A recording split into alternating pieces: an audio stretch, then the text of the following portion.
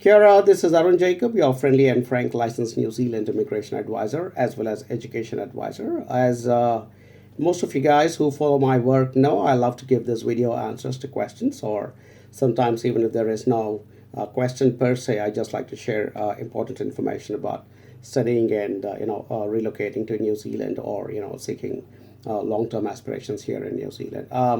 Yesterday, I posted something in our Facebook group about the fact that some government departments in New Zealand are actually using social media and social media platforms to sort of nail down those people who are fakes. And this includes the Department of the Immigration, which is called Immigration New Zealand. And apparently, as per a report that I shared yesterday in our Facebook group, they are using a certain profiles to be able to kind of do a little bit of, I think, what I can call covert investigations to ensure that people are genuine who are seeking to take a service from the government departments of New Zealand. And so this little video is about the online platforms and the online social media, and how I think the social media has now become a very, very important aspect, not just for government departments, but I think even for private companies. Most of them are checking the profiles and backgrounds of people before they hire them into their organizations. And as you all know, the social media has become a bit of an epidemic, and I don't think it's going to go away. It's here to stay.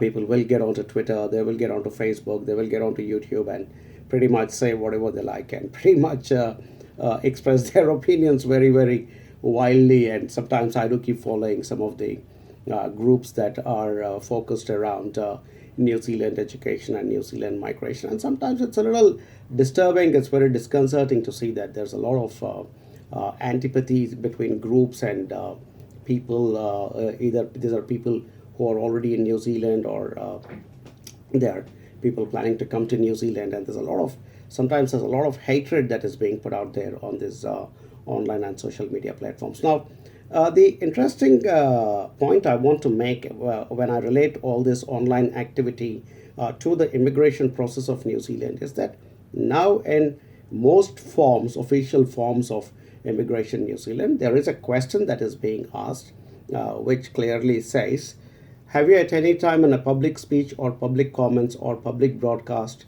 or in publicly distributing or publishing a document argued that one race or color is inherently inferior or superior to another race or color, or used language intended to encourage hostility or ill will against any person or group of persons on the basis of color, race, or ethnic or national origins of that person or group? So, this is actually now an official question that is being asked in most official application forms of immigration department of New Zealand. And obviously most people will tick no and then forget all about it. But the fact is, the digital footprint that you leave behind, that a little piece of hatred that you shared somewhere online, or that bad mouthing of some community or some people or some nationality or some race, or and I see a lot of that. And as I said, I do keep checking, especially these migration related kind of groups, which I'm also part of. I look to see, and sometimes it's very, very hurtful, even though it is not directed at me. It is, I can see how badly the people are hurting each other online. But the more important thing is that your digital footprint is there to stay, and all it takes is for one person who is aware that you're going to make an application for a visa to New Zealand, has to anonymously report your online activities to the immigration department of New Zealand, and you're pretty much done in terms of, I don't think immigration New Zealand would want such hate-filled and hate mongers to enter New Zealand. So this is a bit of a warning to all you people out there, who think that you can sit at a keyboard and become a keyboard warrior and say whatever you feel like and mouth it off and forget it in the morning and think it's all gone away. I mean, your digital history will stay around for a very, very long time, and it could also be very detrimental to you in terms of your plans and aspirations not to be able to enter New Zealand as an immigration professional who assists good quality clients. I personally will not work with anybody who I am aware has got this very strong opinions about other people or religions or races or communities. That is my personal commitment to protect the ethos and the structure of the society called New Zealand.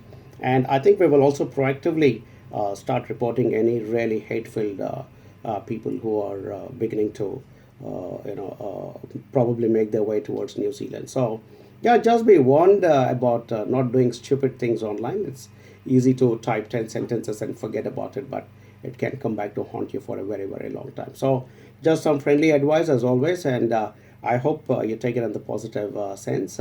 Please share my videos with your family and friends as always, and thanks for watching. Kia ora.